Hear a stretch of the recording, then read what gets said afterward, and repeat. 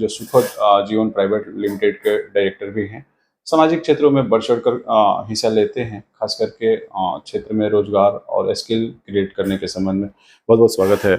आज आपसे बात करने का मौका मिला, क्षेत्र के लोगों से और युवाओं से आपकी क्या अपील होगी?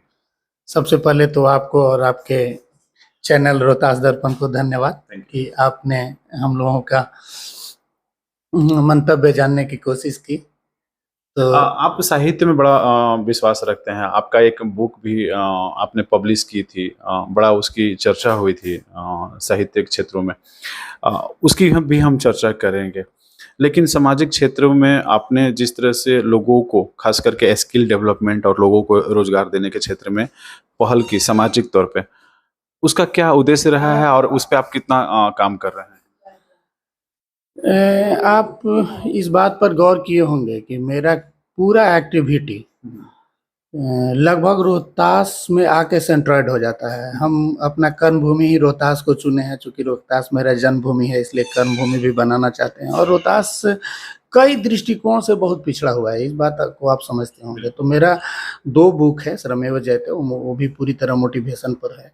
और जो दूसरी बुक है, जो साहित्यिक रोहतासगढ़ किला पर आधारित है, उस बुक को भी लिखने का एकमात्र रीजन था कि लोग समझें, यहाँ रोहतास के बारे में ज़्यादा समझें। जो लोग आ रहे हैं वन विभाग के बारे में ज़्यादा समझें और आएँ, दूर दूर से यहाँ लोग आते हैं तो उनको समझ नहीं आता है कि ये रोहतासगढ़ किला है या रोहतास का प्रक्षेत्र है, कितना ऐतिहासिक है, कितना पौराणिक है, कितना पुराना है और यहाँ का महत्व क्या है। तो हम पर्यटन के दृष्टिकोण से रोहतास गौरवशाली रोहतासगढ़ जो बुक है, वो पर्यटन को बढ़ावा देने के दृष्टिकोण से लिखे हैं। और वहाँ जो मेरा रोहतासगढ़ किला पर पहाड़ी रिसोर्ट जो बनवाए हैं, एकमात्र उद्देश्य है कि अपने क्षेत्र में कुछ नया हो, अपना क्षेत्र का पिछड़ापन कुछ हद तक, अपने स्तर तक जितना हो सके दूर करने की कोशिश करते हैं। हम आपको यहीं पे रुकना चाहेंगे। रोहतास भी संघर्षों के दिन देखे हैं, आपने भी संघर्षों के दिन देखे हैं।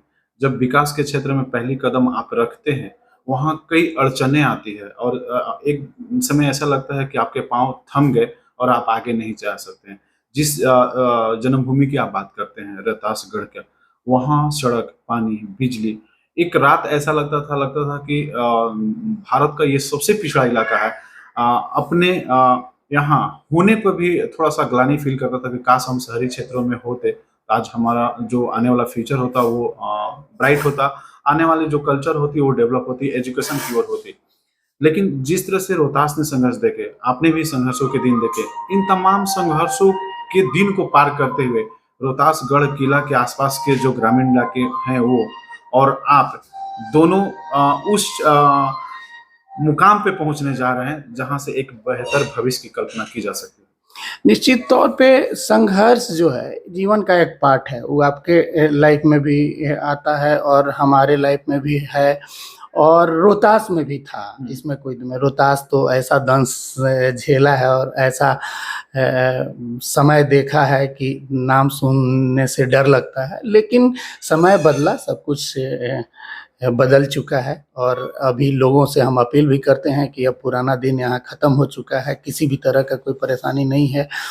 और बात रही संघर्ष का, तो वो तो एक लाइफ का अहम हिस्सा है। आपको भी अगर कुछ परिवर्तन संघर्षशील होता ही है, आपको भी अगर परिवर्तन ये करना है तो आपको संघर्ष से गुजरना ही पड़ेगा और कोई उपाय नहीं है, इसका कोई अल्टरनेट भी नहीं है कि मतलब इसको छोड़ के आगे बढ़ सकें।